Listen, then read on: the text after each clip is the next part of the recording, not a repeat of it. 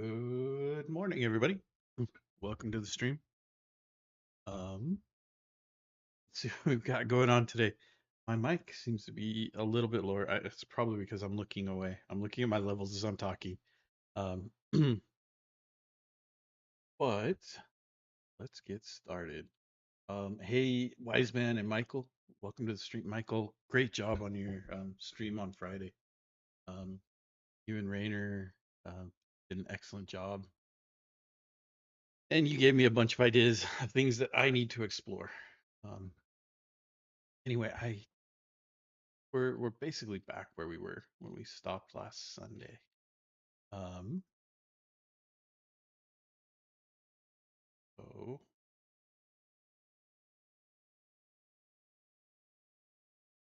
interesting. Um, yeah. Um, it looked like a lot of fun. And I had a lot of fun watching it. You had some good people there. I mean, you had Mark Thompson, um, and there were a couple other people in the chat that I recognized. So yeah, you guys picked up some interesting people. It was a good, very, very good stream. And the ideas that you guys presented on how to dynamically create strongly typed things based like stores based on a config was a powerful idea. Really liked that idea. Yeah, exactly. You guys had I think Rainer's like, oh, there's a bunch of celebrities here. Never mind the fact that there were a couple celebrities that were there presenting, but um, take a look. NX build. Because I expected, and maybe I fixed this one already. Grid state. I don't think grid state should be here, but maybe we're. Oh, I need to look at the grid store, right? And it's going to tell me that game one is wrong. That's that's where my confusion is in. Um, this is one of the things about using like a store with features. Um, is that you get this right? You get a grid state, but then it's not assignable to this. Store and store incompatible, right? It's not assignable to inner signal grid state, last cell updated. The inner signal store, right? So like these errors are a little bit difficult to track down. They're a lot better than they used to be. I will tell you that. Um, uh, there's a guy that I worked with at Bill where we would get these weird errors, and man, it took us forever to track them down.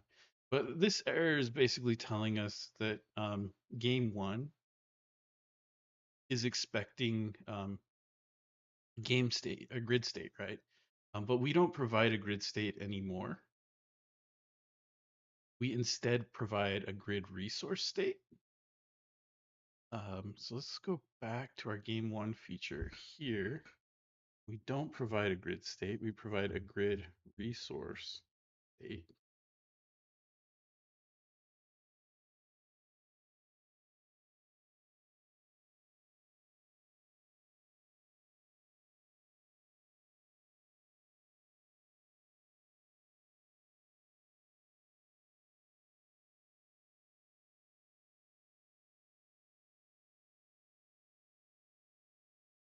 Strange. Um, because of that, I lost my all of my IntelliSense. Um, go ahead and restart this.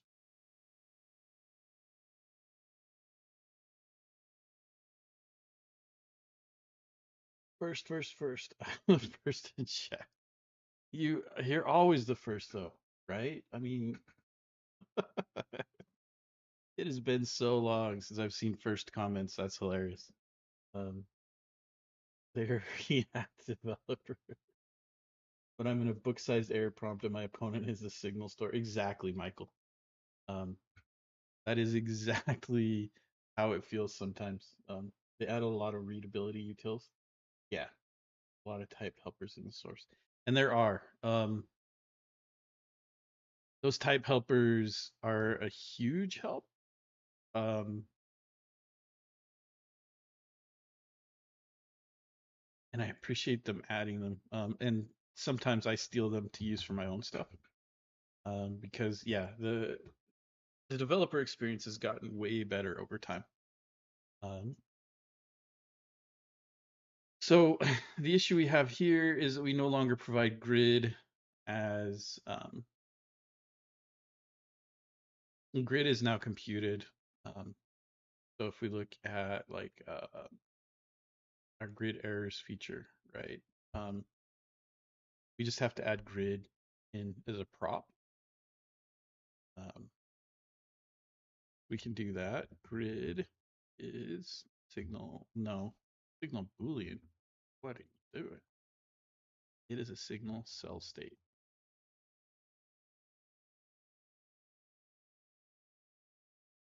No, we don't want to fix that with AI. Why is that the top Z?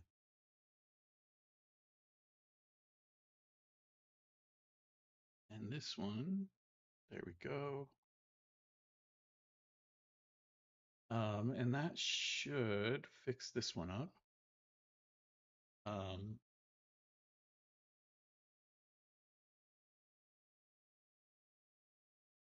so now we fixed up our game one.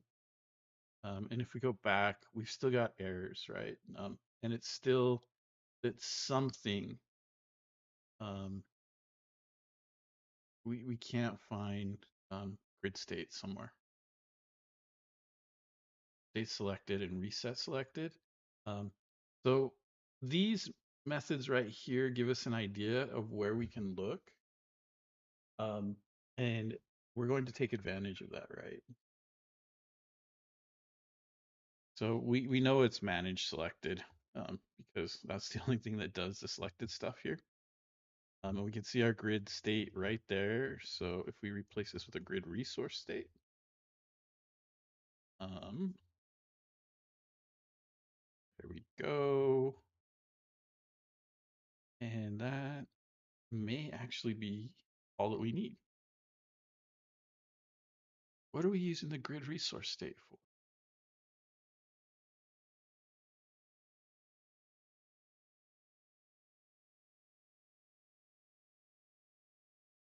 I guess we're using selected off of the state.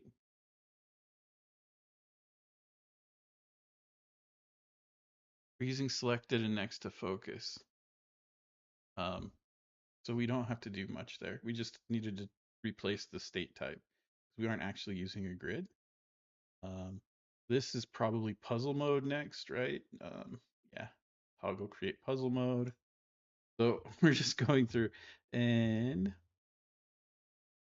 so if we go resource state, there we go. Um, and that's fine. We're good there. It's going to be undo redo, right? Um,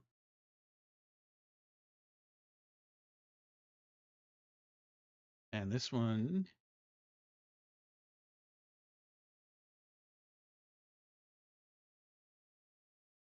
creating puzzle mode. See, this one's much more difficult to read. Um,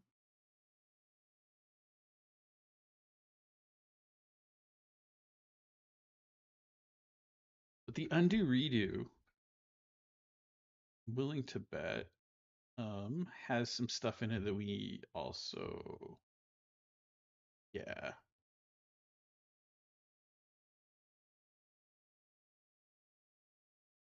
that fixes up that piece, but it looks like we're probably using grid down here somewhere. Yeah. And because we're using grid, we can just come into uh, well, now we've got to change our stuff just a little bit, right? So notice here we're using a type and we've got our state on it. Here with our undo redo, all we're doing is passing in the state. So we've got to make just a few slight adjustments here.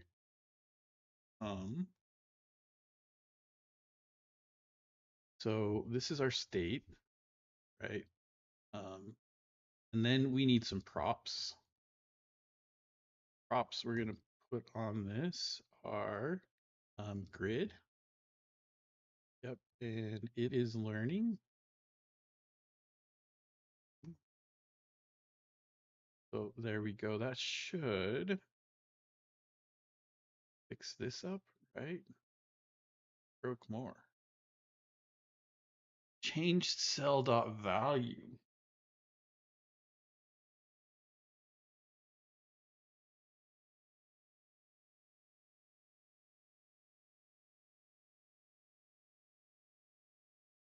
So if we go take a look at our grid resource, our grid is now a computer that's a cell state. Did I not make that a cell state? Did I make it cell value? I did. This should be cell state here. So this is wrong. There we go. Hey, Michael Dev 1, thank you for the follow. Man, now there's two Michaels in stream. No, appreciate you being here. And it means a lot when you follow. Thank you very much for showing up. Michael Dev 1, I don't know that I want to dox you, but I think I may know who you are.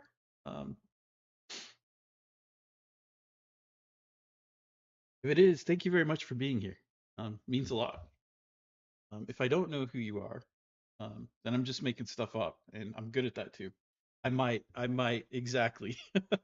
I think I've seen you. I think I've seen you in your wife's streams, but I just don't want to dox you. So that may be enough. Update cell value. We need to pull in update cell value. Where does update cell value come from?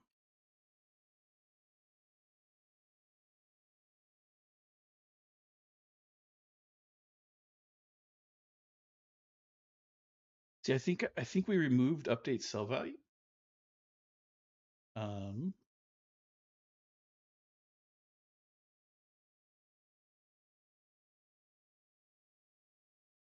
We've got this. We've got grid commands. We've got cell value. Oh no, update cell value does come in here. But we also added set grid values and set cell value.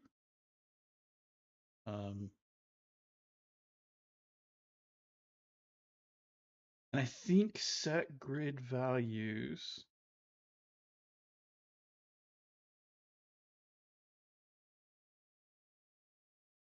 So update cell value takes a value, a row, and is read only.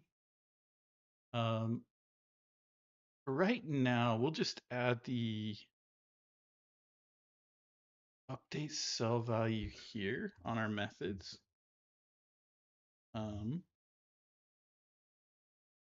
So our update cell value takes that. And that should clean up our issue down there, but we've got one last error. It says last cell updated. So it looks like we need that too. The last cell updated, we'll bring that in also. That comes in on the props. It's right here.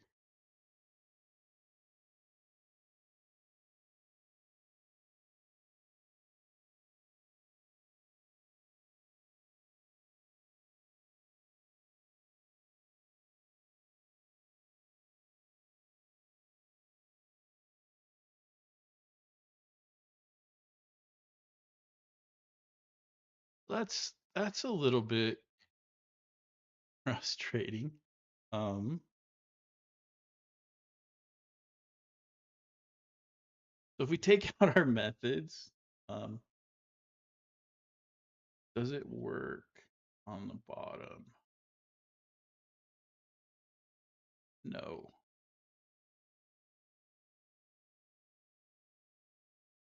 It's not our methods is causing the issue. Um, actually, when we look at this, it should have brought back. I wonder,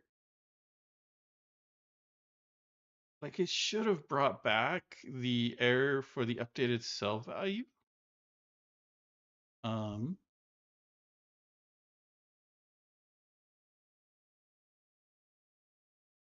hmm. Let's just restart. Let's see if we restart what happens. It's like the Angular language service is having, oh man, here you come trying to sell me garbage. Um,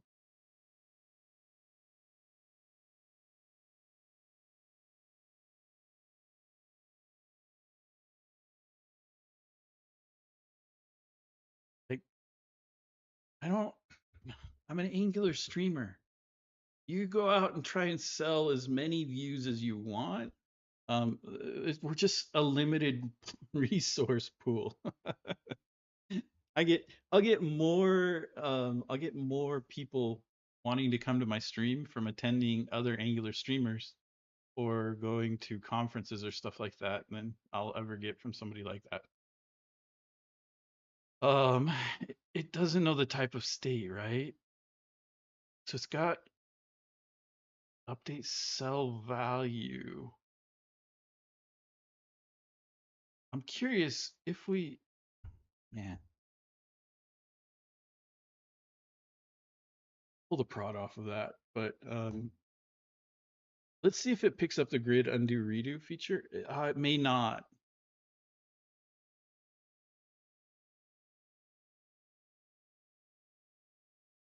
Oh, oh, oh, oh, oh.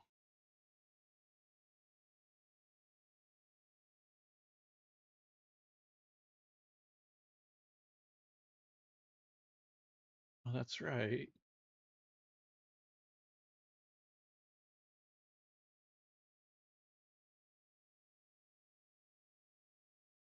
No, it's definitely picking this up here. Last cell updated does not exist on type this, and then methods this.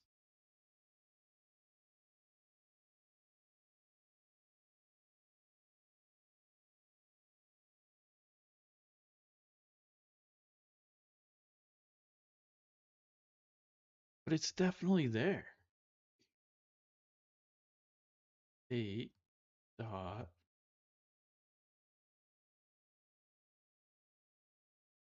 It's not seeing it here.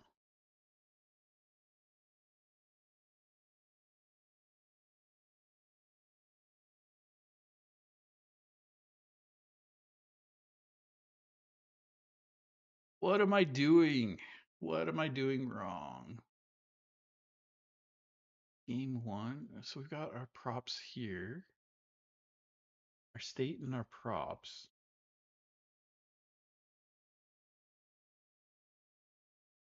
Undo. Oh, this is the undo redo feature. No, we're in the right place. Oh, I'm putting this on the wrong place. Um, oh man.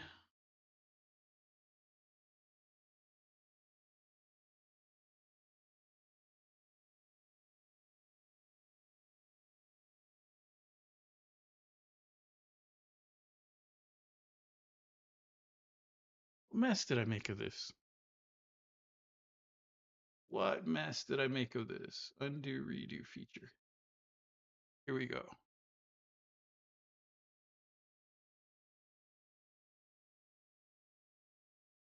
That should just be type undo redo state and no, that's fine.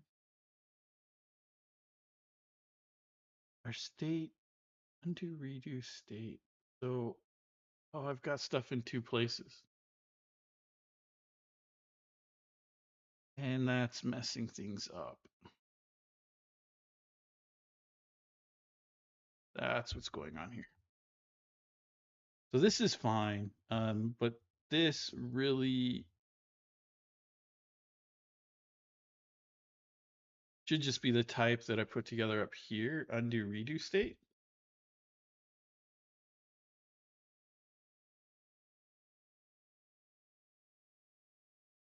And that is my problem. And I don't have grid, so I need to add grid to the props here. And a signal of, yeah, we'll bring it in from there, and this should just be cell state, that, right? So, oh, grid, even grid.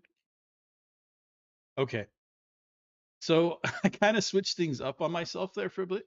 I'm curious about what encouraged me to go this route over this route. I'm not sure why I did that. Exactly. Grid. um, but anyway, fixing that up and realizing what I was doing, fix that up.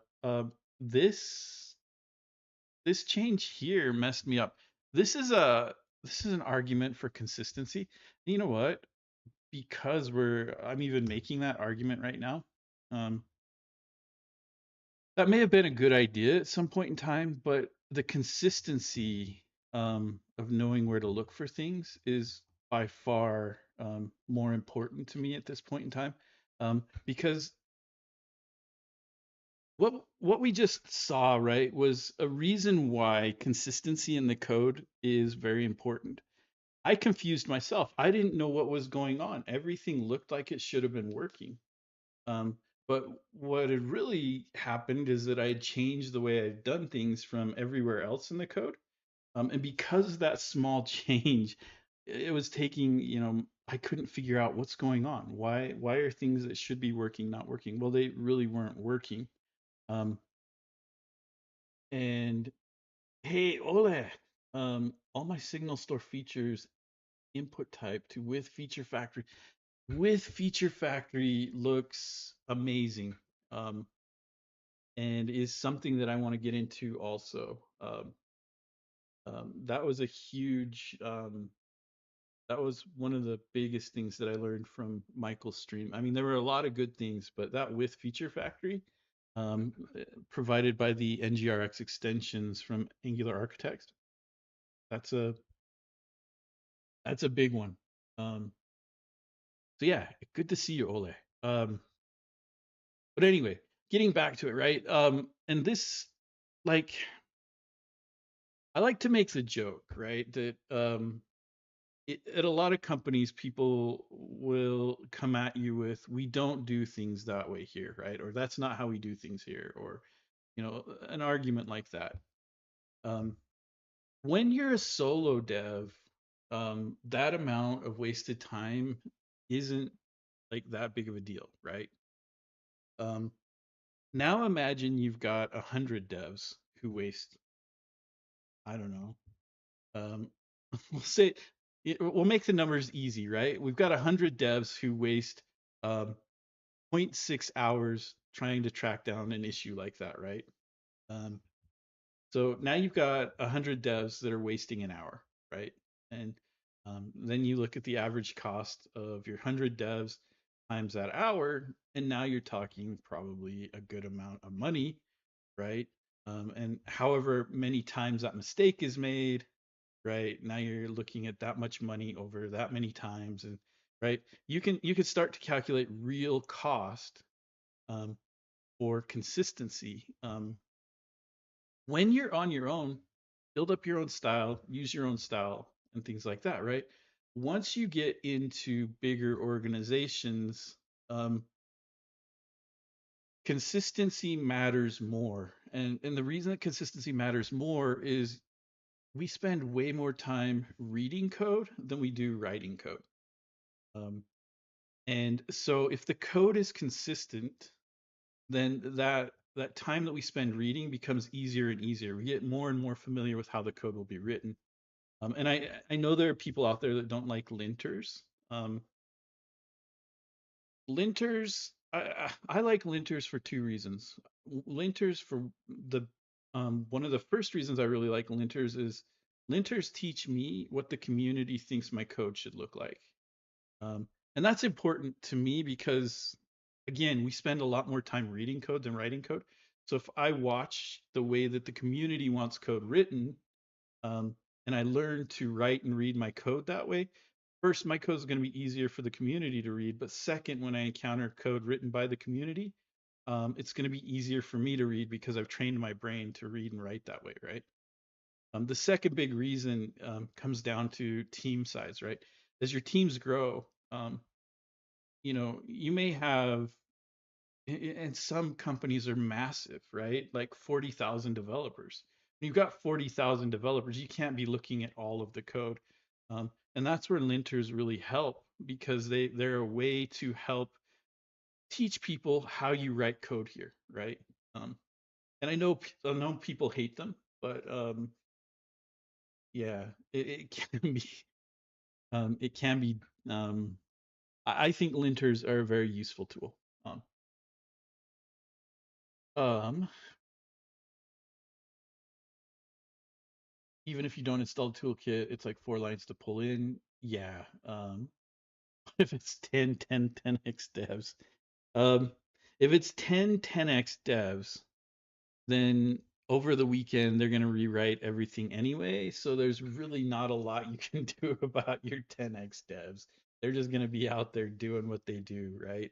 And if that's what you want, then yeah, have your 10x devs. But if you need to rein in 10x devs, one of the things that'll make a 10x dev scream louder than anything is just throw a linter at them, um, right?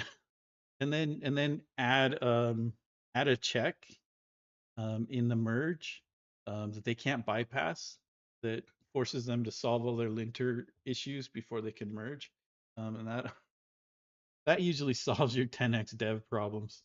Usually. Um, I think the most vocal criticism I get from my team is being inconsistent, and that is 100%, 20% legit. Yeah, and um, like like any language, right? When we're writing in the programming language and framework of choice, we can look at like our languages as the languages that we speak, right? So when you come to this stream, I speak English, right? And so you're going to get information in English, right? If you go to a web page, you're going to expect HTML, CSS, and JavaScript as a way that we communicate ideas. Um, then we can put a framework on top of that, right? Angular is a way to frame the language that we use in a way that takes out ambiguity, right? And one of the funniest things to me, and this just may be my age showing, right? Because I've seen lots of frameworks, I've seen lots of libraries and everything like that. You get these people who are very, very vocal, and they're extremely vocal and oftentimes very aggressive that you don't need frameworks, just use vanilla JavaScript, blah, blah, blah, blah, blah. Well, guess what?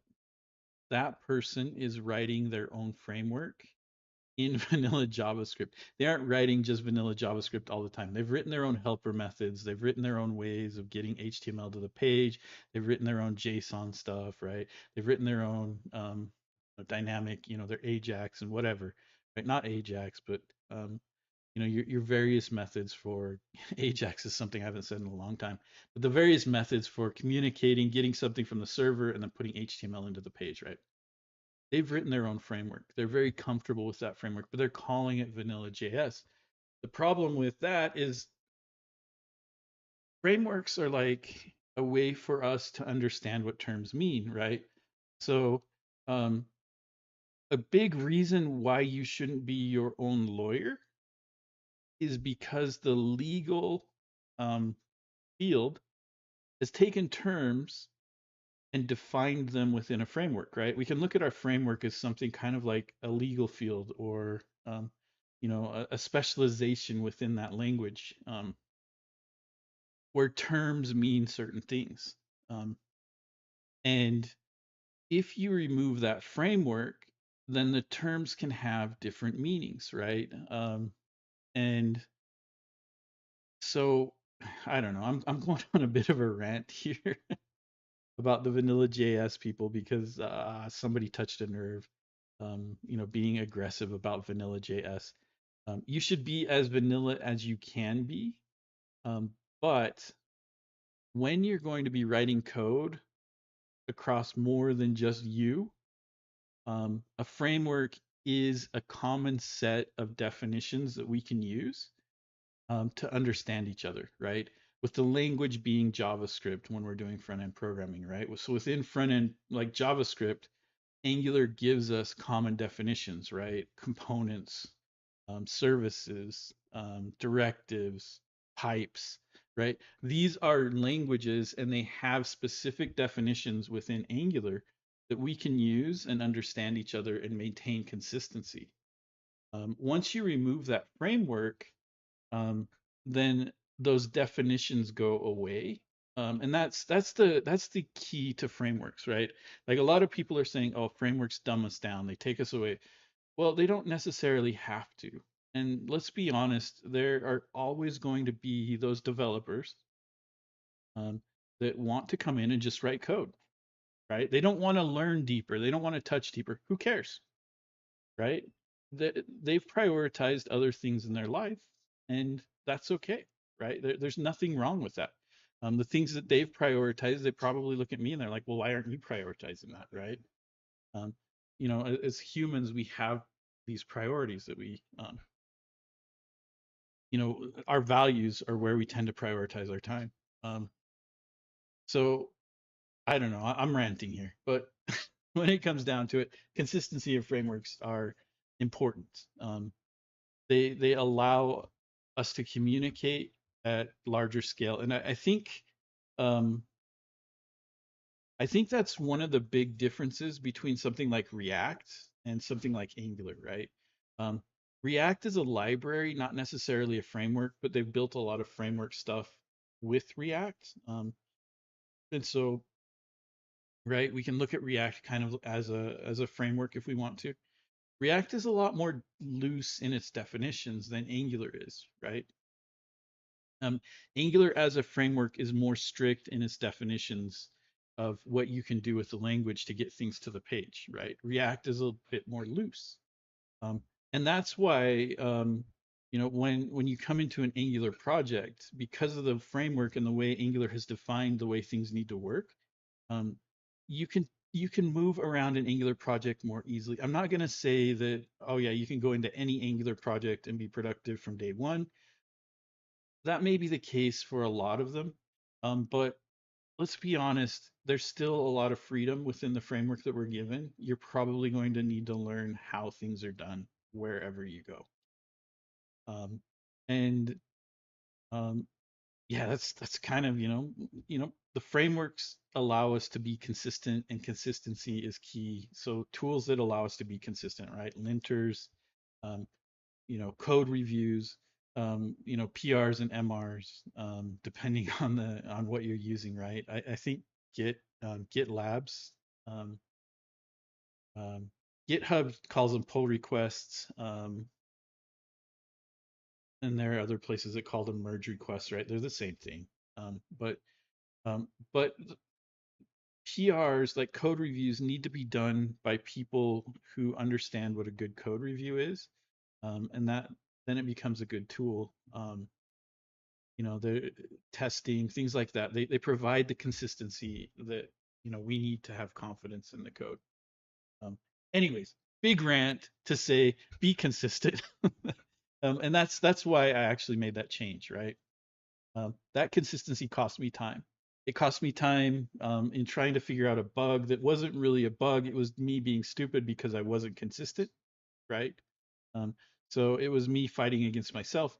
But more than that, it was it gave me an opportunity to talk about consistency and things like that. Um, so yeah. Um, anyway, we'll get down off of our platform right now for a bit and look at fixing up more, right? Um, so here again, we've got another issue. We aren't getting a lot of information here. Um, yeah, there's not a lot of information here to really tell us where it is. So I'm just gonna guess that it's in pencil marks, right? And right away we see, yep.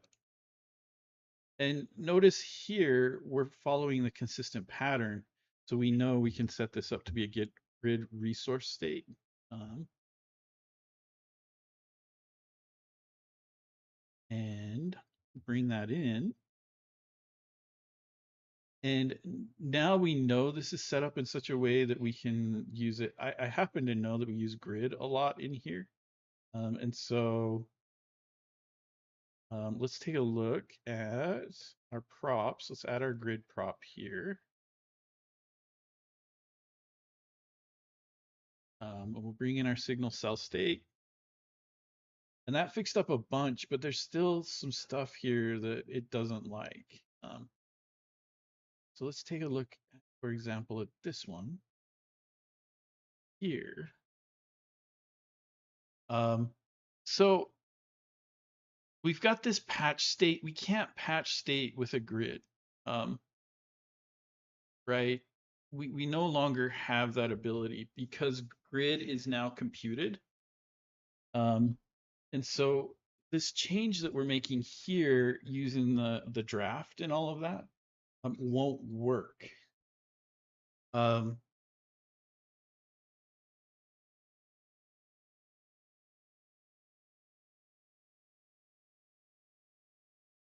and we're changing a full row, right? Here. So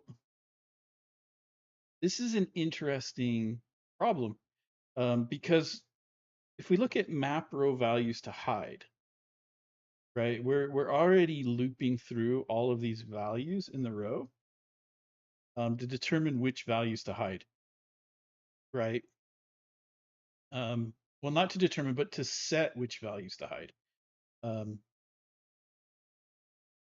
so here we're trying to patch the grid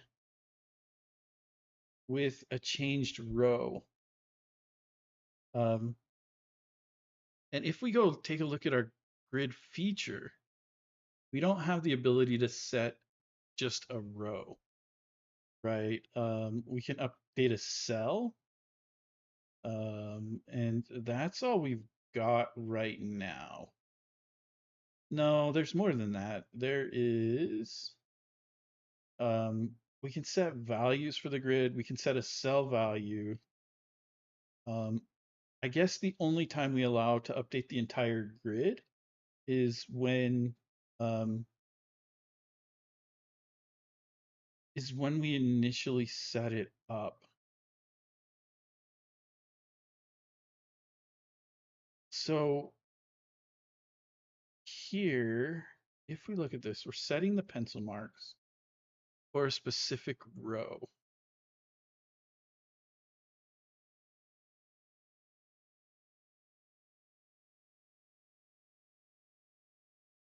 So let's close a bunch of this stuff that we're not using right now.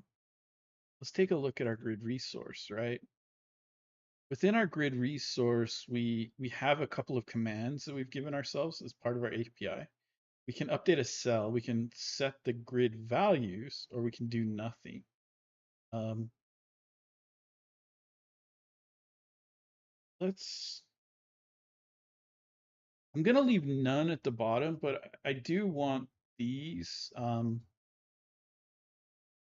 do want these to all be. Um, let's say alphabetized, right? So let's update row, right?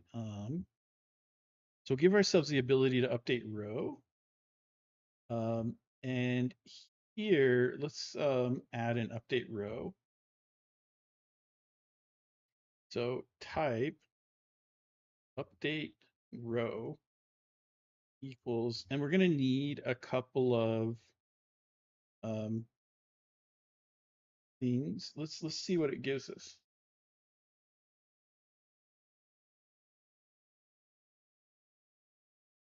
Yeah, this works. Um, so we're looking at the row number that we're updating, and then we're giving it. Um, no, we don't want that. We actually want this to be cell state here. Um, so we want a row of cell states. Um, and then here, let's go ahead and do that. And here we will add in our update row. This is one of the commands we can pass in. Um, so I managed to get a Steam constructor inject like 6 months. That's really cool. Can I see how this app works? Have you deployed it somewhere? It's not deployed yet. It's a Sudoku app and it's broken. It's broken at the moment. Um, this is right. So you can see that it's got the typical Sudoku stuff going on. This one happens to just work. I'm not serving it. This just happens to be the JS app running in the browser because it's broken before.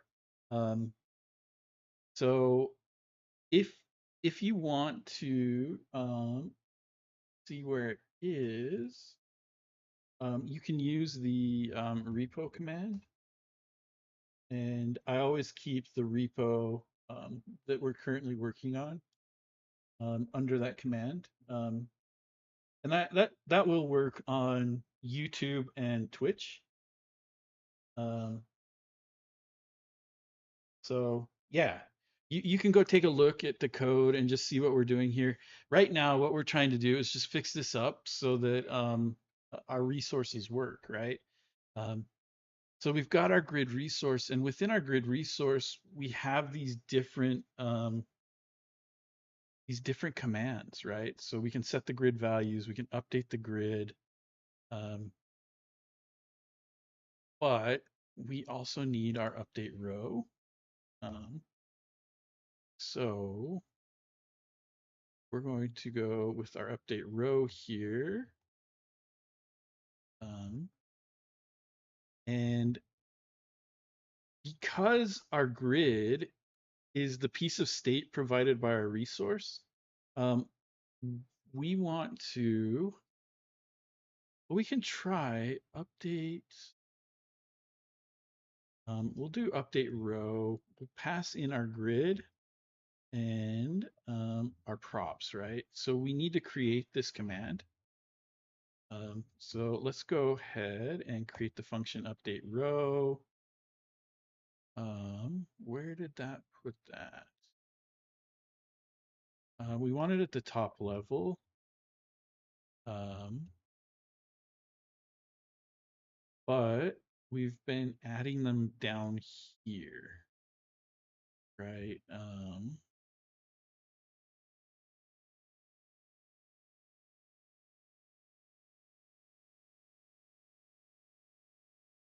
So like our update grid is here. So this is our update row. And again, it's going to return a cell state um, that our props, um, we want them to be, and probably the easiest way to do this is to just do update row props, right? So um, we can take advantage of um, we can take advantage of TypeScript to help us here, right? And here we can actually do the same thing. So this could actually be, our props could be just update, um, whoops. So update grid is based on, update grid is based on update cell. Um,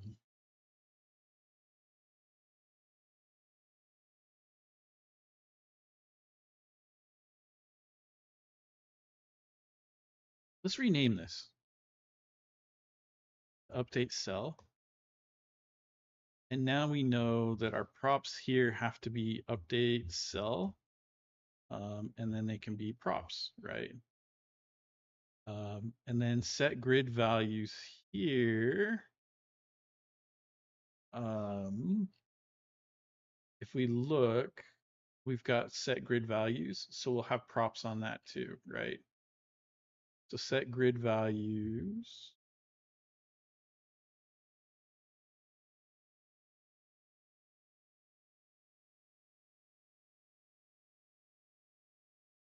So here we can just return this as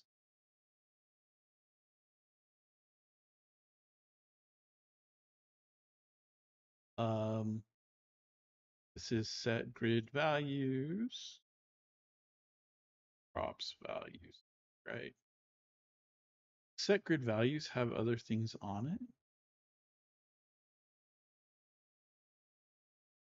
No, it doesn't, but that's okay.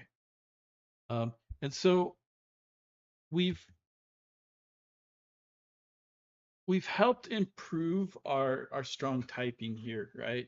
Um, because now if I go update, if I change the props on update cell, it's going to change this, right? Same thing with update row. So now I can now I can be more confident that I have one source of truth for what the props should be that I pass in. Um, So let's take a look at what we would want to do here. We want to use grid, so we're going to use create because we want to be, we're using create for mutative. Um, and the reason we're going to use create is mutative will allow us to write code that modifies the grid. Um, but the draft is a proxy object, and then mutative knows how to apply changes to that proxy object in a way um, that makes things easier. Typing, yeah, strong typing, always, always, always, always, right? That, like, one of my biggest suggestions, if you're going to go the route of using TypeScript, use the tool, right? As soon as you throw an any, as soon as you throw an any at your code, you're in a state where it's kind of, turtles all the way down to to quote the old Discworld theory, right? um, it turtles all the way down is kind of a way of describing, the disc world is carried on the back of the turtle. Well, what does the turtle stand on top of? Well, that turtle stands on top of a bigger turtle, right? And that turtle stands on, right? And like, well, what is, it's turtles all the way down, right? Turtles standing on top of turtles infinitely. That's kind of the same thing that happens when you introduce any into your code. As soon as you introduced any, it's any all the way down. You you can get away from any, but it's much more difficult. Throwing in any's, I went real mad with power in my experimental steps of the feature before realizing there was no safety. Exactly. Well, and that's the thing, right? Like, um, At some point we all become library authors, right? Once the team and the code base grows to a certain percent, you're writing libraries to make writing code within the project easier, right? A lot of what I say goes out the window as soon as you start writing libraries. Um, Libraries have to be way more generic, um, but in code, the closer you get to the actual user, your types need to get stronger, right? Um, and so if you're writing a library for other developers, your deep internal core classes, absolutely, they're going to use any, they're going to use a whole bunch of other things, right? As you get closer and closer to the API that your consumers, right, the developers are actually going to use, the stronger you can make those types, the better the experience will be for them. It's the same way with the code that you write for end users, right? People are going to be interacting with your pages.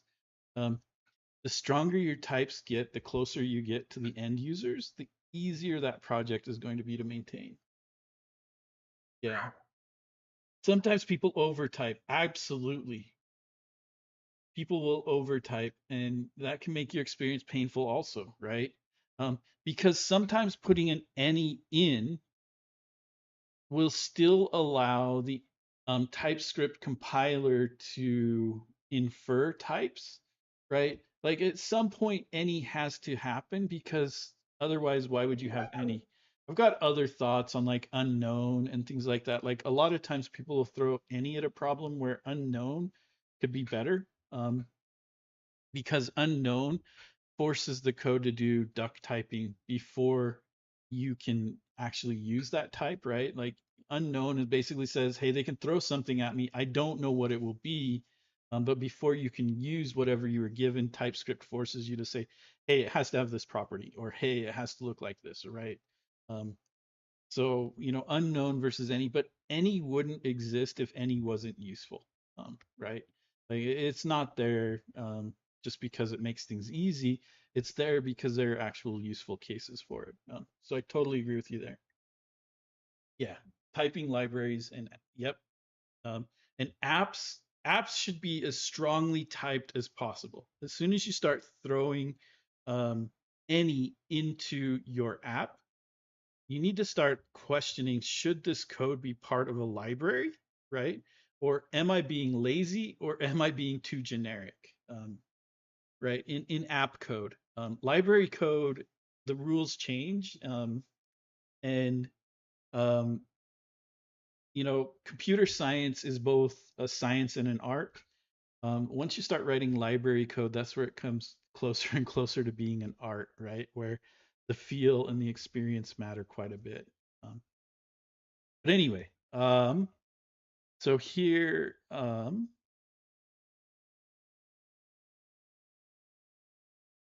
do I need to?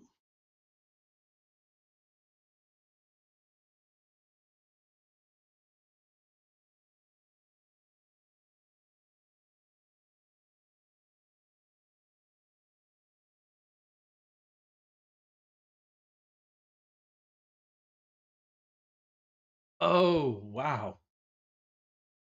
Wow. No, that's right. Props row.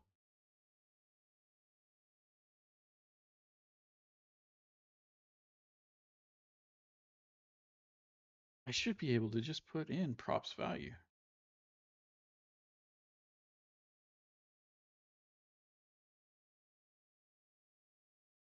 but it doesn't like this. Oh, it's because I've got the read only on it. And so by putting this in here, it doesn't like that. Um, so I could do the typing, but I could also take this off. I could just take the read only off.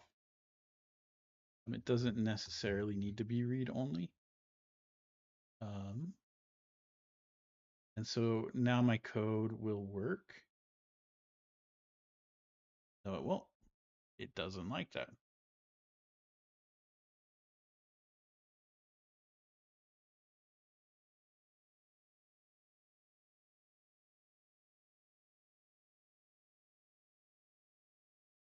Oh, I can't have an undefined in here.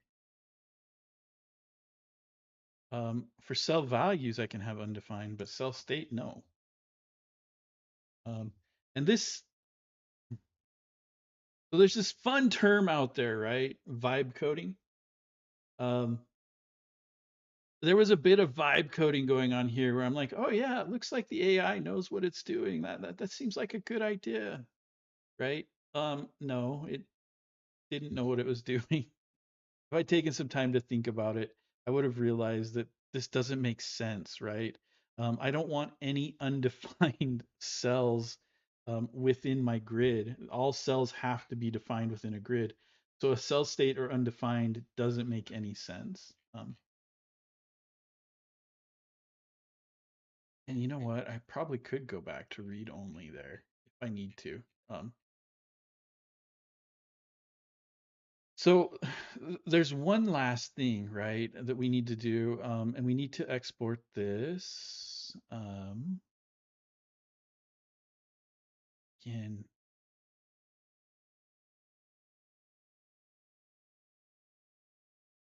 so we need to export a function that will allow us to do that, right? And we can do update grid row command, right? Um,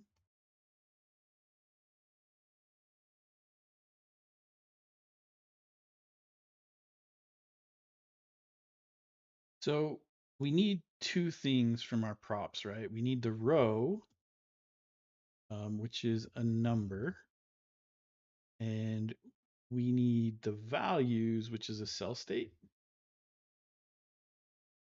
Um, and there we go. So I'm being much more careful. And this is one of the things to be aware of with like AI. And I haven't used other AIs outside of Copilot. I'm a little bit leery because like Cursor, I've heard horror stories of Cursor just like deleting lines of code and things like that. Um, so I've stuck with the good old Copilot. It's okay, right? But more than anything, what we want to do with our when we're using AI assistants, at least this is what I want to do. I want to make sure that the AI assistant, one, isn't actively fighting against me, but two, um, I need to be doing a code review of what the AI assistant's doing, right? It's it's kind of like pair programming.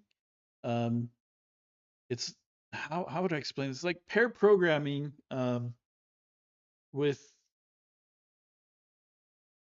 with another engineer who has memorized every single command but doesn't really understand how they fit together, right?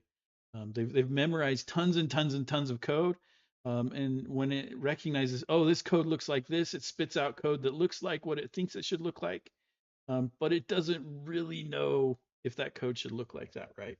Um, and so you need to be on your toes, and quite often, and this is um, so research is starting to show that AI tools can often slow down developers, and the reason for that um, is that you spend like developers will often spend time fighting against it. I find AI tools to be hugely helpful in understanding code bases, so like chatting with it and asking it questions about the code. It's really good at deriving context when it can look at a bunch of code and give me information. Um, the interesting thing about that is the amount of context it can look at is really going to be limited to how much context the AI agent is given. Um, and so when you look at things like LLMs, there's this idea of a context window, right? And some LLMs will use sliding windows to make that context bigger than it actually appears to be.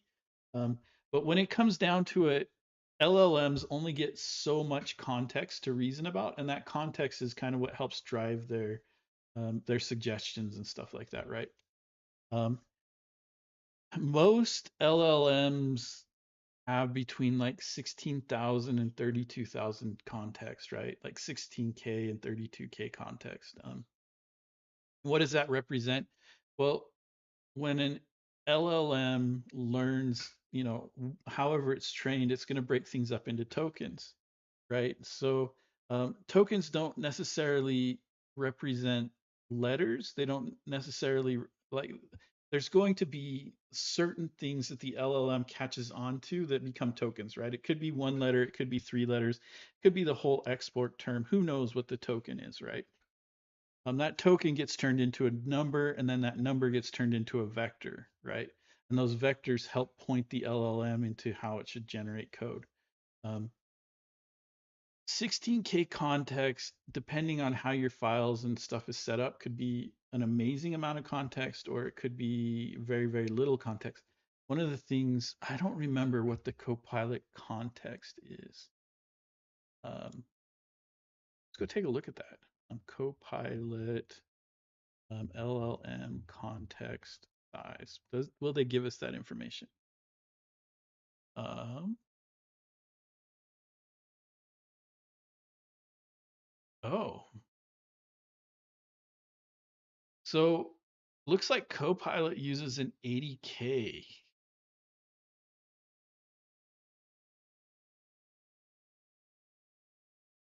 Where did that come from?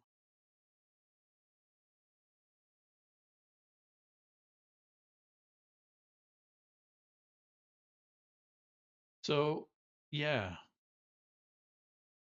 so 80,000 words. So the context seems to be pretty good when you're asking it to summarize.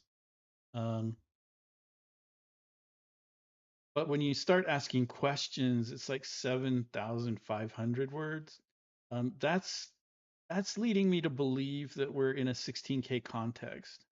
Um, and rewrite 3,000. I don't know what rewrite uses for context and stuff like that, but if you want to ask questions about your code or have it infer things about your code or things like that, it looks like 7,500. So I'm making a guess that we're at around 16K context on our on Copilot, which makes sense. Most LLMs, like most open source LLMs, if you use them today, um, like um,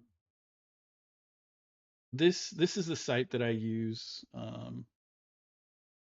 This is the site that I use for spinning up LLMs. I'm not sponsored by them, not an advertisement for them at all. This is just the one I use because they have a nice amount of open source models. They're unlimited for the monthly fee.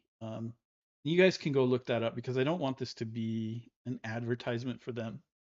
But if you go take a look at their most popular models, they'll give you information about this. So this is a model that was trained on Llama 3.1. It's an 8 billion parameter model, which basically affects how it can reason, but it's got a 16K context, right? We can see right here 16K means it's got a 16K context. Um, Mistral is a little bit stranger, and I don't want to get into Mistral and Quen differences here, but again, we can see 16K. Um, this one only has an 8K context, right? So if you go above 8K, the model starts to do weird things, right? So 16K, 16K, things like here. Um, so yeah, hey Marcus, good to see you. But this is important to understand when you're working with things like Cursor and Copilot and things like that, right?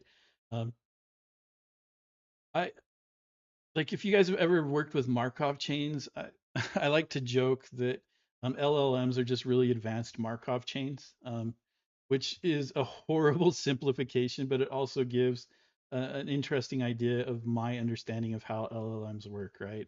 I mean, there are layers and there are transformers and there are all sorts of things that go on inside of there, but um, for a very very high level, this is how it works: advanced Markov chains, right? Um, but the Markov chain is able to look at your context and use that context to derive how the chain should work. Um, and it uses the vectorization. So like the vectors that we're talking about, right? The tokens, an 8 billion parameter model has 8 billion tokens, 8 billion vectors, right?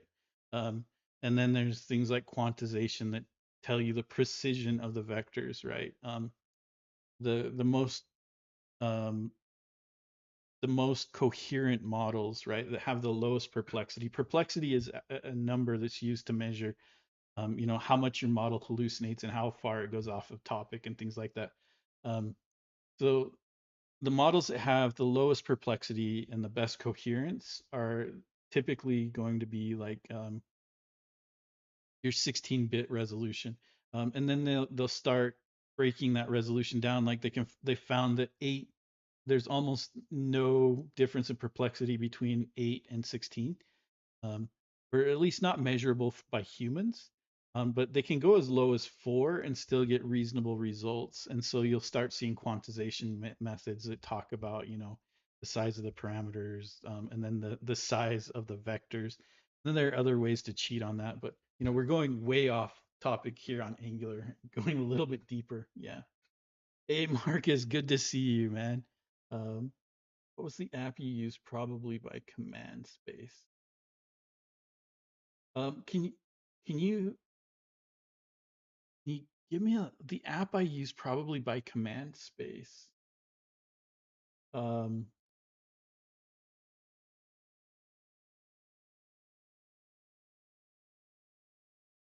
when I was opening the website. Oh, are you talking about my browser? Oh, it's built into, oh, that's the wrong one. Um, this this is part of Zen. Um, so like with Zen,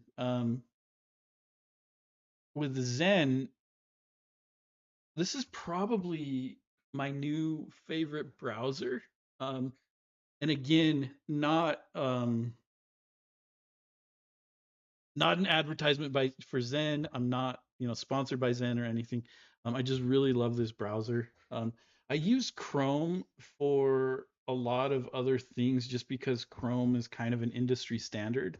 But Zen has so many amazing features in it. And I really like this part of Zen. I really like that I can swap who I am in Zen using um, these different things down here.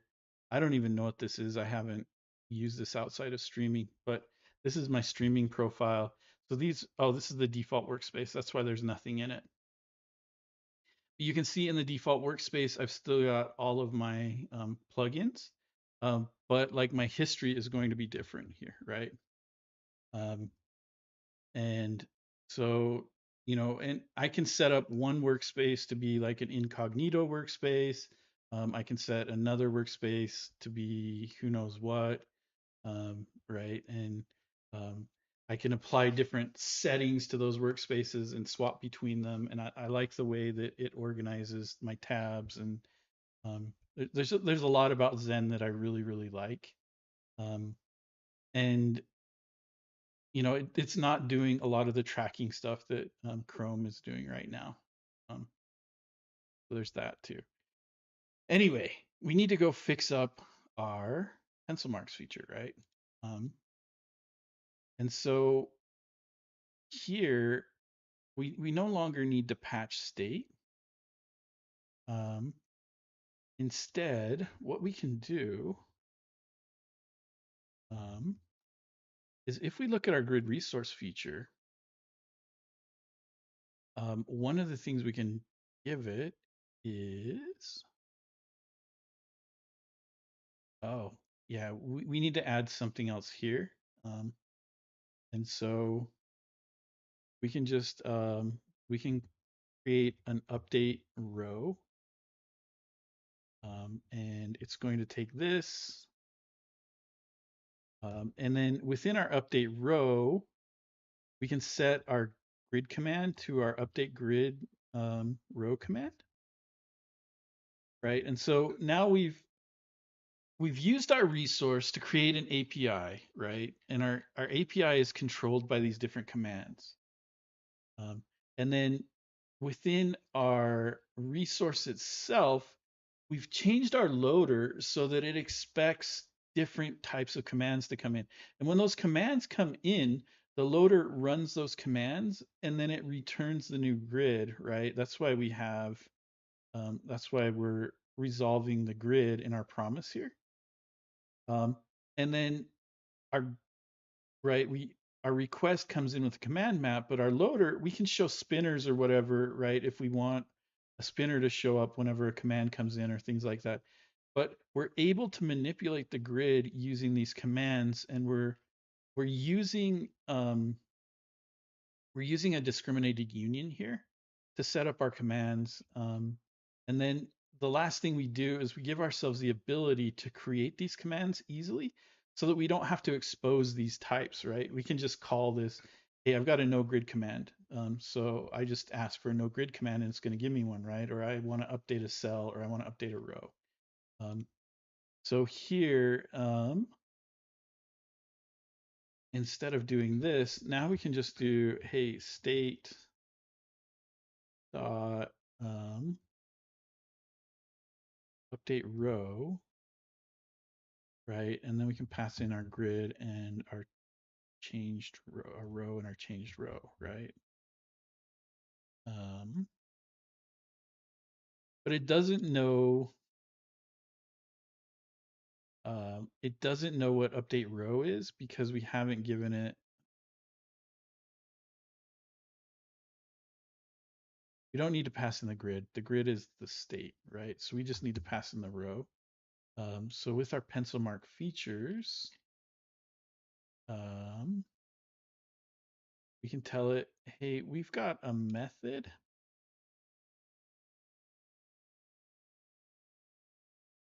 Um,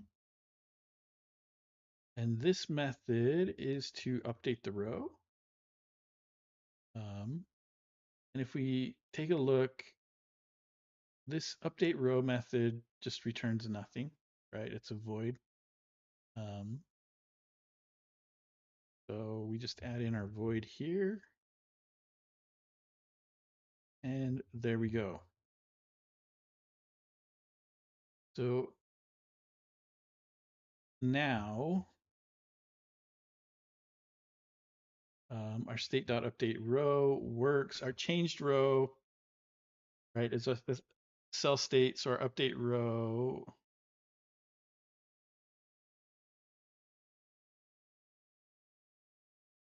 there's some stuff that needs to be worked out in in WebStorm. But yeah, is Zen good for deployment? Um, Zen Zen is Zen is a Firefox based browser. Is Zen good for deployment? Um, I use Zen um, on stream. That's the browser I use on stream. And the biggest reason that I moved to Zen is um, as I was streaming, I was starting to find that I was slowly leaking information about myself through the URLs or stuff that Chrome had stored, right? I don't want to leak that information. Um, and so I needed to be careful. I needed to find a way that I could isolate, what I'm doing for streaming from what I do, personal. Um, so I still use Chrome a lot personally, but I also use Zen for my personal stuff. Like I've got a tablet. The only thing I use on that tablet is Zen. Um, I've got, um, you know, I don't know. I like Zen. Um, or, you said development. I read deployment. Why did I read deployment? It's good for development. It's got good tools. So like, if we go look at, there it is. Like if we look at our developer tools here, um, we've got all the Firefox developer tools. So if you like the Firefox developer tools, they're going to be fine. They're um, very similar to Chrome, but there are some nice things about it. Um, so like right away you can see, hey, my body is overflowing, so I've got a scroll bar, right? Um, and I really hate these small scroll bars. I'll admit that, but um, they are what they are. It's kind of the way things are. But when you're looking, it's almost always difficult to figure out, hey, where's my overflow coming from, right? Well, here we can see the body's overflowing because the Sudoku root is overflowing. And we've got a grid here. Um, and we've got the nice, right? Like we can highlight grids and it's going to show us where the grids are drawn, things like that. We can see that, hey, my, this doesn't fit within the grid. Um, so we probably need to work on our grid here. Um, but we can see, oh, look, we've got this is overflowing, right? So the nav is overflowing. Um, but we can also see, hey, our grid is overflowing here, right? So we can see where things like where our overflow is coming from and track that down.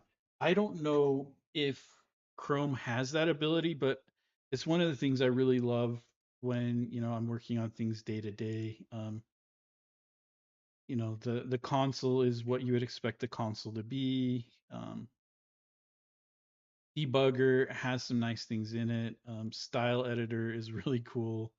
Um, I haven't really played with like performance and memory, but I imagine they work very similar to the Chrome's things here.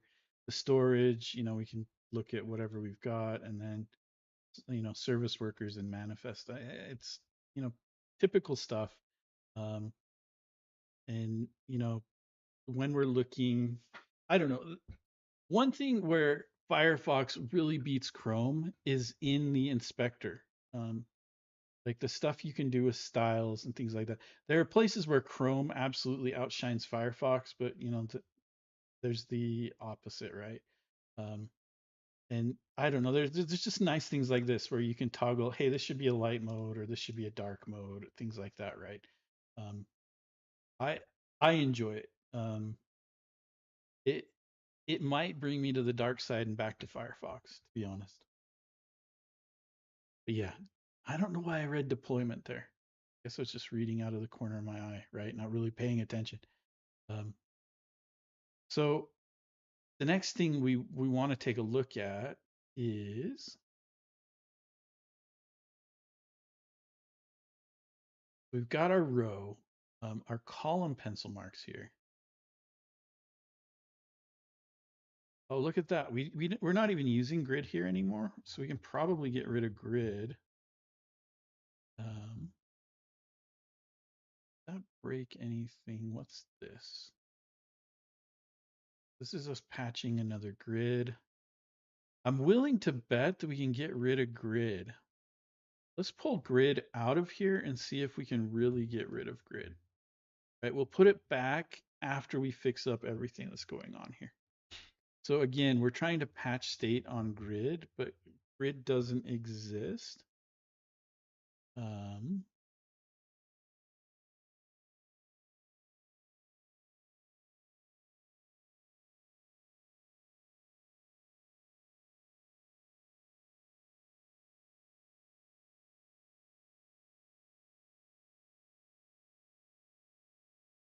Now we need the grid. What did I do?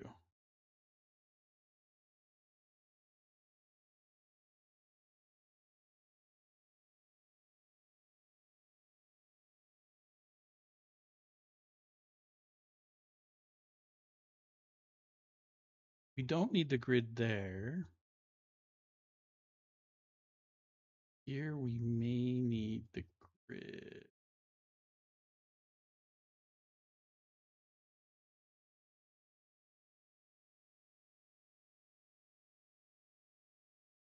Actually, this is the code we're going to move.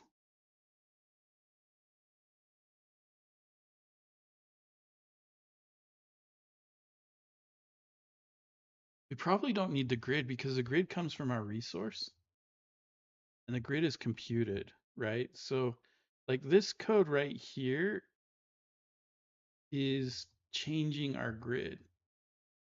This is the code we need to move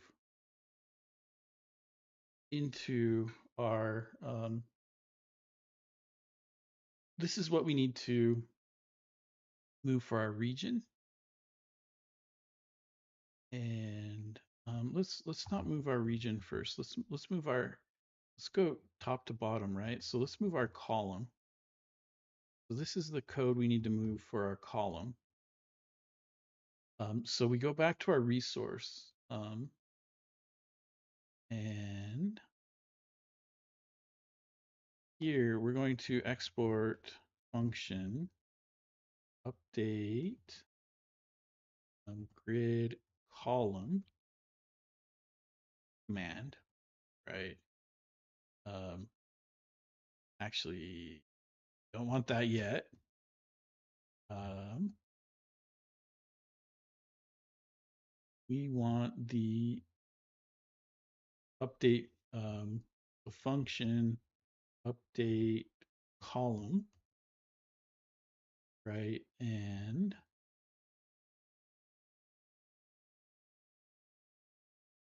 here we need to pass in the grid, right? Which is a cell state. That. And that fixes that. But our cell, we want, we need to pass in, um, we need to pass in the column.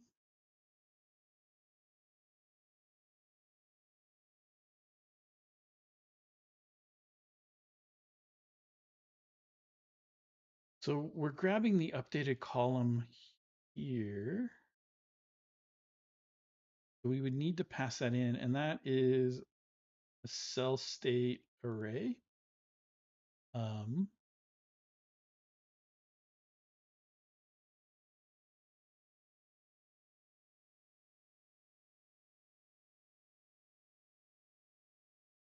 and there's a reason that we can't do the row versus the column because the way we've oriented our grid is oriented on rows, and within each of those rows we get cells, and then columns, right, are individual columns. And the reason we don't have to pass in the column, so we can have a type update column um, here, and we need to add our update column up at the top also. So update column, there we go. So our update column, this will be that, but we don't need the column number um, because the cell state actually contains the column and the row that it belongs to. And so the reason we do a row is we're just replacing a whole row. We can do that because we've got the grid, right? And so we can just replace that entire row. We can't do that with a column because there's no indexer straight to the column, right? Um, so that first element that indexes our array is the row, which is why we can do the row swap. We can't do a column swap, so we have to loop through every item and determine where it goes. Which is why we don't need the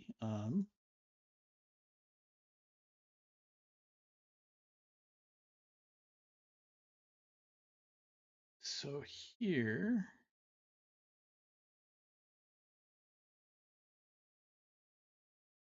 um and we could actually name this,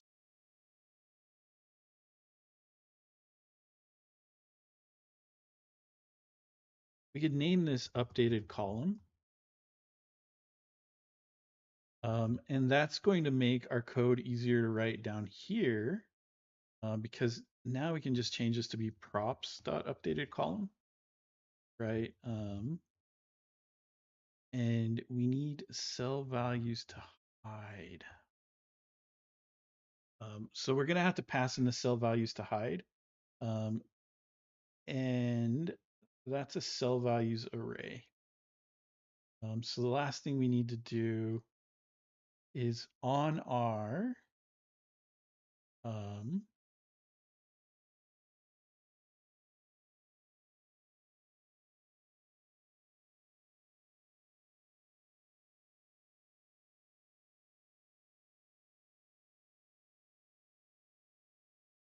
how do we want to do this? Because if we pass in cell values to hide, um,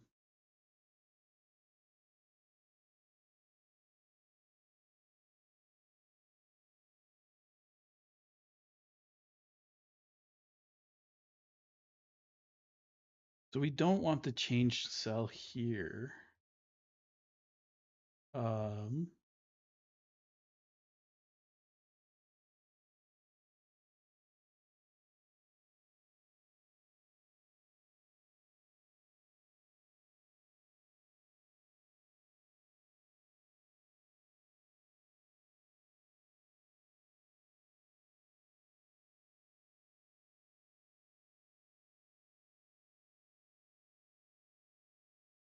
so here's the piece that actually sets the column. Um, this piece is the part that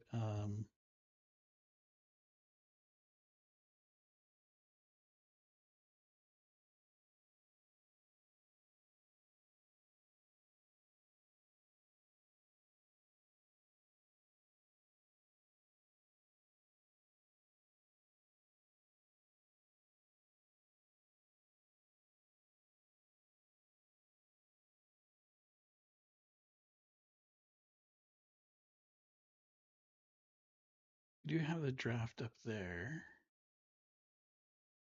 Um, this can just be cell here. See, I'm arguing with myself about how I want to do this, but I want to keep the update column as pure as possible, um, meaning that it's not going to have side effects outside of um, actually updating the column in the grid. Um, so export function update column command, and there we go. So that's going to be there. Cell values to hide equals get cell values to hide. But we need to, in our grid resource feature, we also need an update column. Um,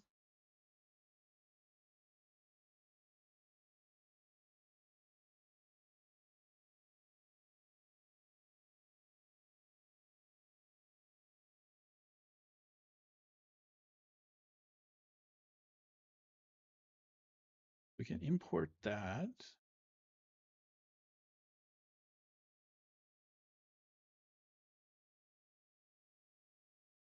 Oh, I didn't add the grid column command, the available commands.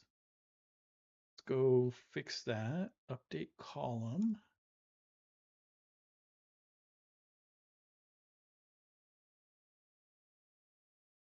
That should fix this issue. Yep. So now our pencil marks here.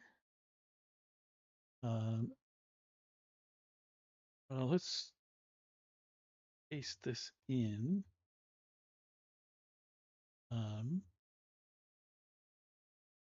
And we'll use that code here in a second, but we need to grab this command. And we're going to add that to our methods here. So there we go.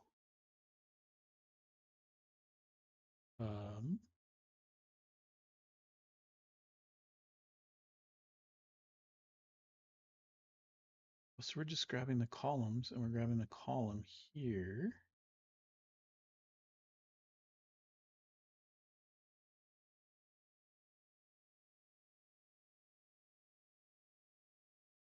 So we can call this our current column. And that's our current column. We don't need the grid here because we're not using it. Instead, what we want to do is we want to, and no, we don't want to use a map here. We want to use create. Current column with a draft, yes. Right. And here we can just go draft for each cell.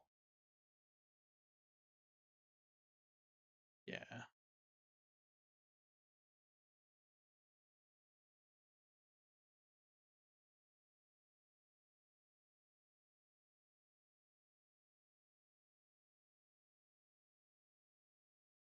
Actually, we can do that.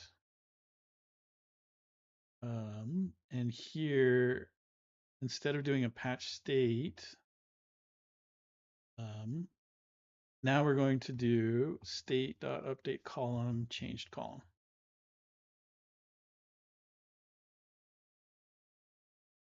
So that fixes that. Basically,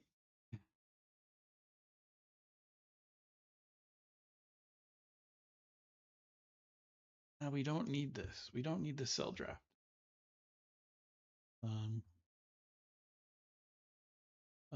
Because we're already, yeah. So what we're doing is we're just creating a copy of the current column, and then we're mutating that column here, and then allowing the proxies to make the changes for us. And then we're good here. So that's good.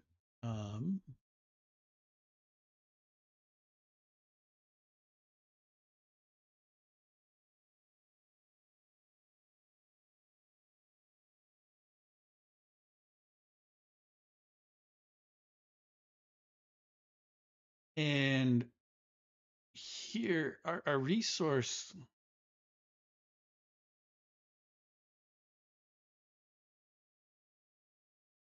we aren't calling update column yet, but that's okay because we can rename this. We can call this update column or region. And the reason we can do that is this logic's the same for a column or a region. And so here,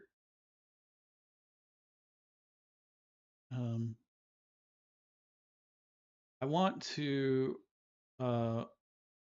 so update column, but we can also do update region. So type update region equals update column, right? Because they're going to be the same. But the reason that I'm creating two things here is I want my API to be easy for people to use, right? So I don't want them to have to keep in mentally in their mind that a region and a column are the same thing. So my public API is going to expose an update column or an update region. But here in my case, I'm going to have grid command types update column, right? And I'm going to do the same here. I'm going to do case grid command types update region, which I didn't create. Let's go ahead and do that. So here we also want our update region.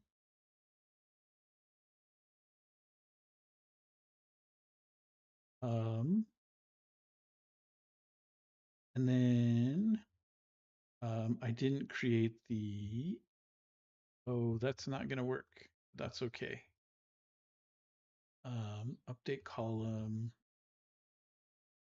We want our update region here. Um,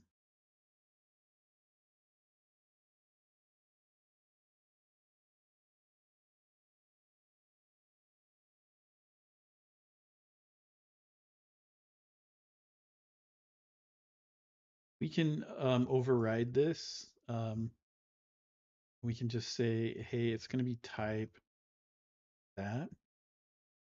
And basically what this does is it takes everything from update column, it gives it a type of region.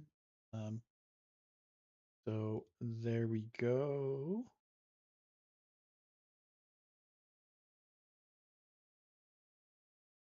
Um, and here we can break the grid command types dot update region, not comparable to type grid values, update cell, update column, update row, grid command types. There's update region.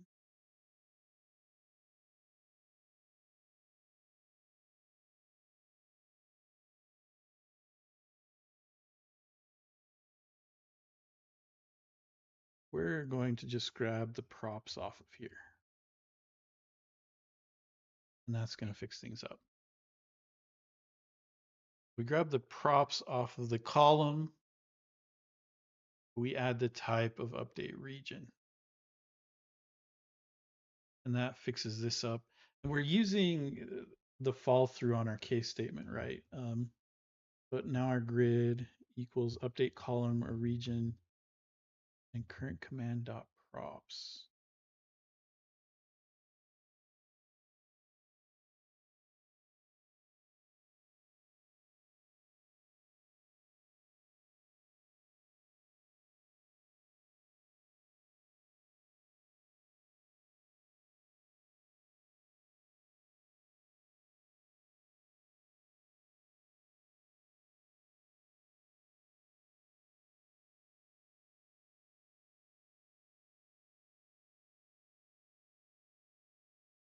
All right, that's going to fix that up. So now our column and region have the same code. Um, so that's okay. Now we can go here and we can update our region, right? Update region. And here we can just call it updated region. Boom. That. And it's just state dot grid commands. And this needs to be an updated region command. But we haven't created our updated region command. So let's go do that in our resource. So here we can just export our function. And this is going to be our updated region. And that. Boom. And now we can just return that and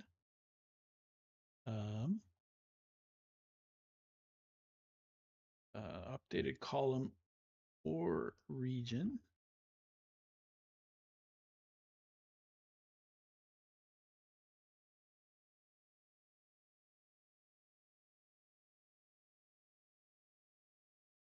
You know what? We're just gonna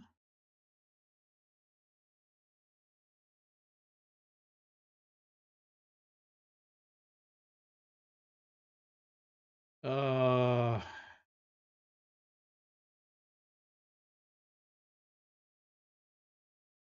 data column or region is that, and we need to modify our props up above.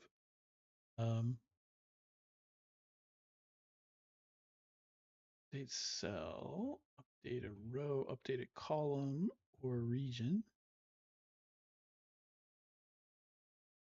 Right, and that's going to break this code here. or region. And that's going to work for us. The other way we could have gone about this is could have used a generic, and maybe we'll think about that in the future. Um, but for right now, I think we're good this way. So now with our pencil mark feature, oh, we do need grid.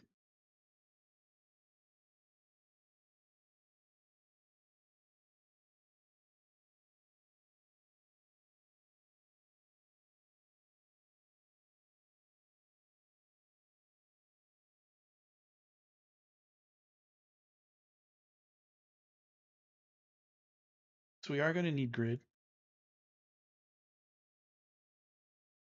Um, so that's fine. And the only reason we need grid is we're using it to grab the row and the column from our region. Um, so state.regions grabs the region for us. We get the cell values to hide for our region. We don't need this. Um,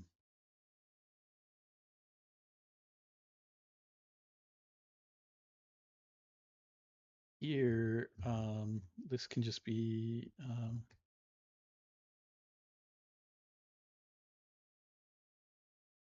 and we need to change this to be current region, or it can just be region. That works.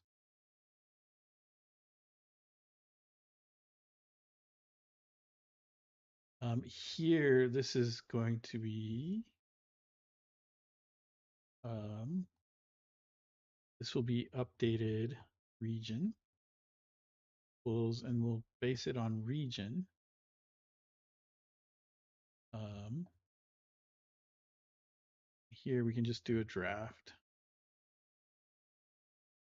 for each cell values to hide, and that can go away.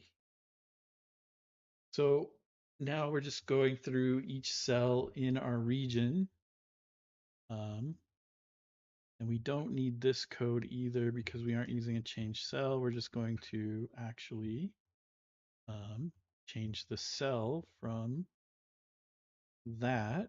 And then here we can just say, hey, state dot. We didn't add in our update region, did we?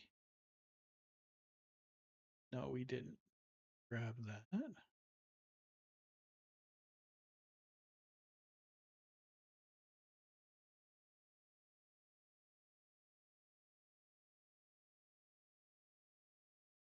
There we go. And our update region is here. And I'm of two minds about like creating these. There's some type safety in having to copy these in, but um,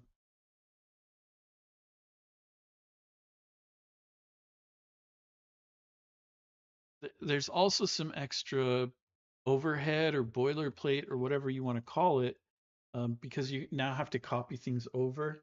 I'm trying to decide how I feel about that, um, but for right now, I like a lot of the stuff it gives us.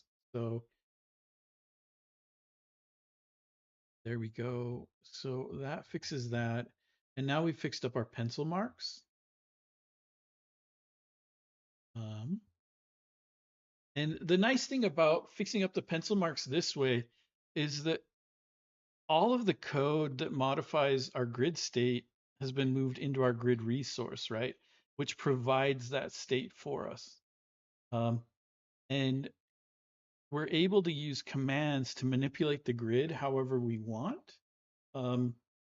But those commands are provided through an API, and the API that we're providing are these various commands that we can use in our stores, right? So our store wraps the resource, and then the resource has commands that we can use to interface with it. And our feature is interfacing those by providing those commands to the grid that we've wrapped as grid commands, right? Um, so I find this to be fairly powerful because um, I could provide grids, like a unique grid to a whole bunch of different things by just using different resources, right? To create this resource, all we use is this create grid resource command, right? This create grid resource command is going to give us a unique grid, and that unique grid is always going to have the same API that we're setting up through this discriminated union and usage of commands. Um, it actually winds up being very similar to like the way NGRX works. And so I'm curious if eventually NGRX will have a nice way to do this without all of the extra steps that I'm having to take here. Um, but I'm not too I'm not too worried. I imagine, as I work with this, I'll come up with ways to improve it. And if I don't, I know the community will. Um, and eventually we'll have resources and signal stores and everything all tied together well. Um, but maybe that's something that we could take a look at is developing an open source library to provide resources to signal stores, um, with a config. So it probably use a lot of what Michael talked about on Friday. Um, but it would also there would be some other unique things about it, right? We would have to understand what the resource looked like and things like that. But I think we could do some pretty cool stuff. Maybe we'll have to take a look at that. It would be fun to create that library and then replace this stuff with that library. Um, I'm willing to bet that all of these need to be changed, right? Like reset, yeah. So grid resource state. Um, and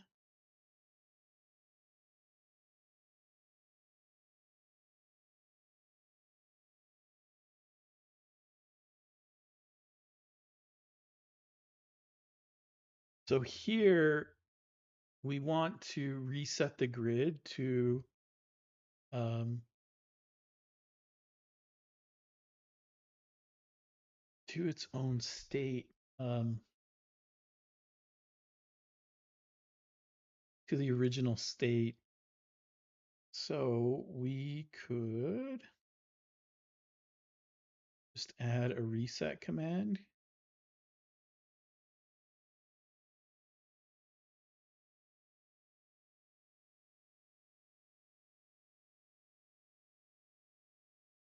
Equals that.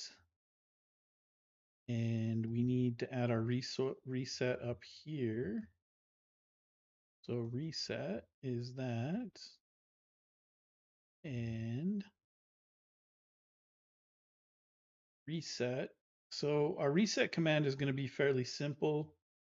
Um,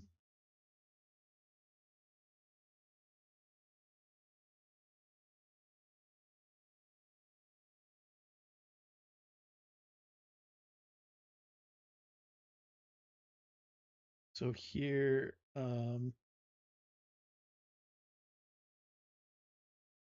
one thing, and I don't know how much this is the case anymore, um,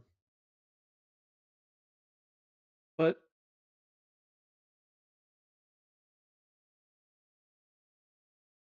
when you're um, when you're putting together switch statements, you should try to arrange them from most used to least used, right? Obviously, default's going to be last every case, but um, here we can just create our grid state and break out, right? That's all we need to do. Um, and so inside of here, Um, and add our reset grid.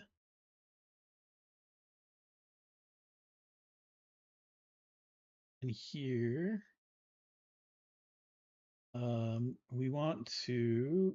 we need to create our command that does that, right? Um,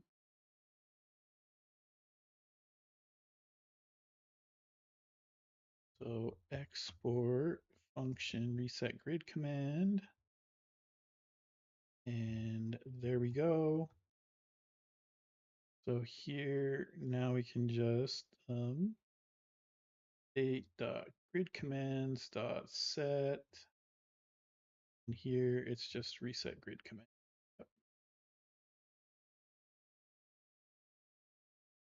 There we go. So we can grab our reset grid. We can bring it into our reset feature.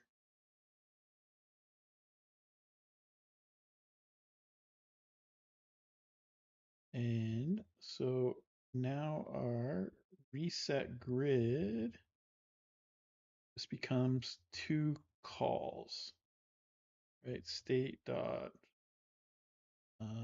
reset grid. Boom. So that fixes up that one by adding another command. With solver, probably uses a grid quite heavily. Grid resource state. Bring you in. And we've got a couple of places to fix up. The first one is here. And the second one is here. And they're both just using state.grid. So let's go ahead and add our grid. Grid is a signal cell state. That fixes that up. And keyboard navigation is the last one. So grid resource state.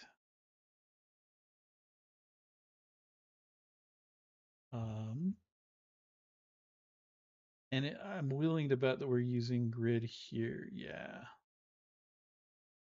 Oops. We're using grid 4. Okay. So if we add our props here, and we add our grid, there we go.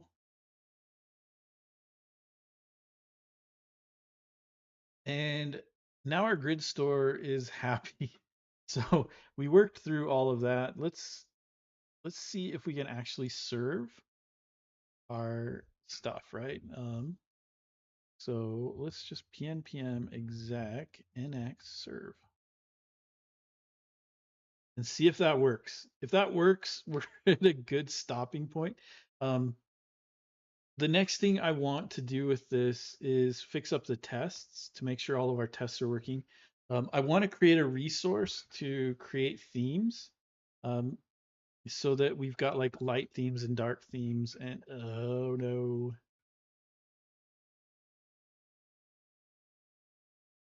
where is this grid feature?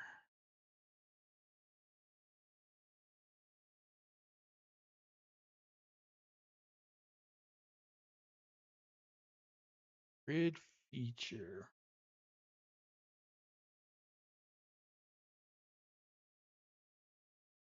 My grid feature, where is this used? Oh, oh, oh.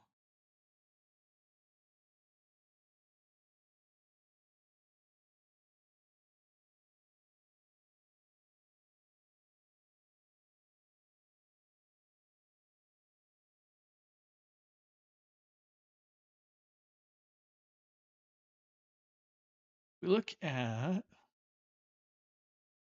we've got a grid computed feature, but we've also got our original grid feature. And our initial state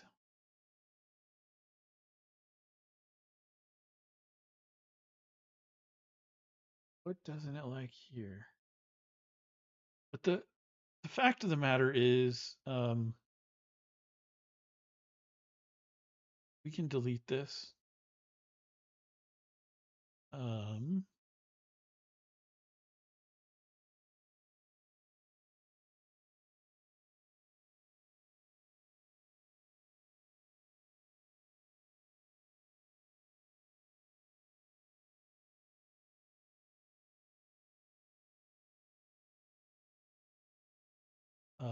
and here we can rename this to be grid.computed. Um, so you know what? Um,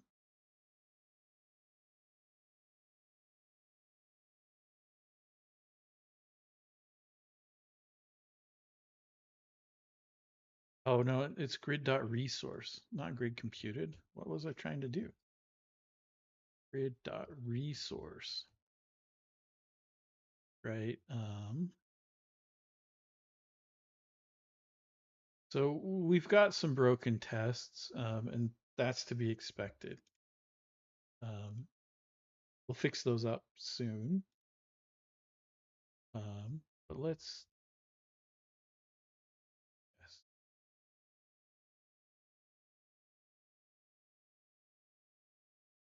Oh, we're using with grid. We don't want to use with grid.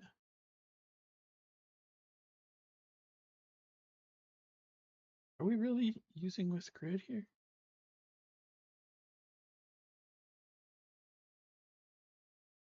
So in the grid store,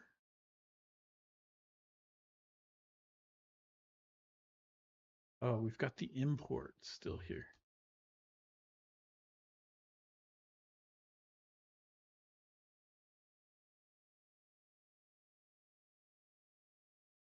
And it looks like everything's okay. Um,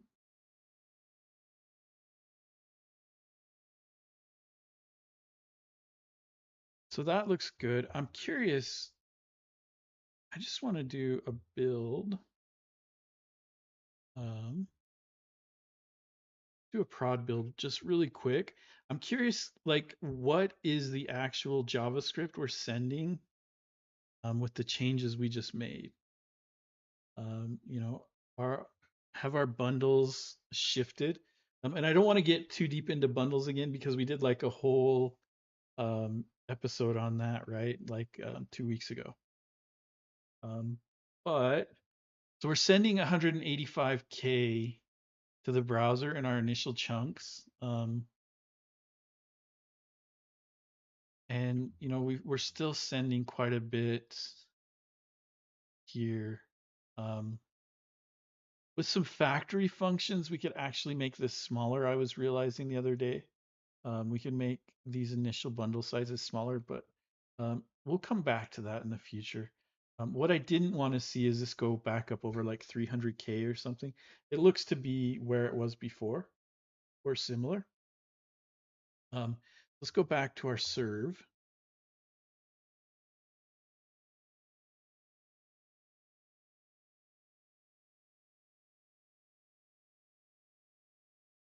And there we go. Like, it's crazy how small these are. Actually, that's pretty big, the main JS. If we look up here, it was able to tree shake main JS down to 13K. So it's not that small. Um, anyway, if we go here and we refresh and we hit F12, and let's bring up our console just to make sure. Let's just refresh and make sure nothing is the matter. So, you know, if we, oh no,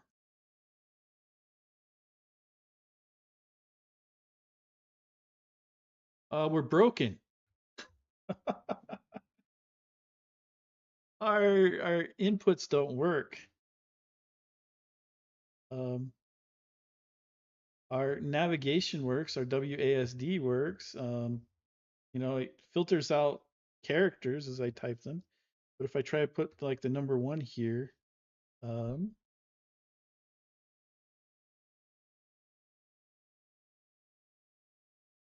we've got a problem. So it's not updating our grid. Um, we're gonna have to trace into that. Um,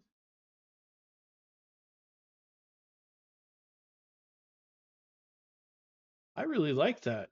That I can hover over this and see exactly where that event was triggered. If I solve one cell, yeah, something is not working right now. Um,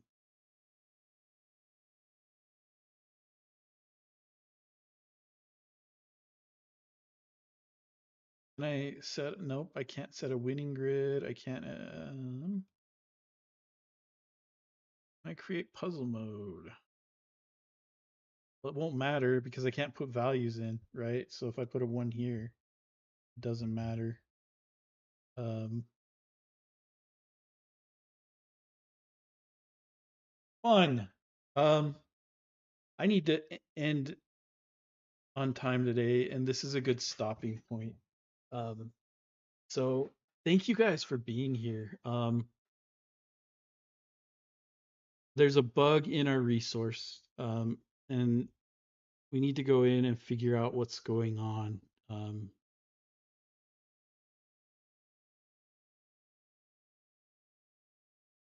the best way to do that might be in fixing up our tests. Hey, thanks, Marcus. I appreciate that. Um, but yeah, I think maybe fixing up our tests will show us where these bugs are, right? Because we had really good tests. So if we fix up all of our component and our unit tests, this should fix up our issues with our grid. And thank you for showing up, Michael. Um, and we'll be able to track this down um, without having to do some deep debugging. But yeah, we'll see you guys next time. I I'm in the middle of preparing for an interview. I've got an interview on Thursday and Friday um, that I'm preparing for. Um, but I definitely want to get some more streaming done this week. Uh, so maybe we'll do some testing streams this week, and then dive into like resource streams, like another resource stream for accessing our CSS and creating themes. So it'd be really cool to have like a theme resource, um, and use that to control, themes, whether we load it from CSS or who knows where. It would be really cool to take a look at that. Um, but thank you guys. Thank you all for being here. Thank you for the questions. I really appreciate it. And we'll see you all next time.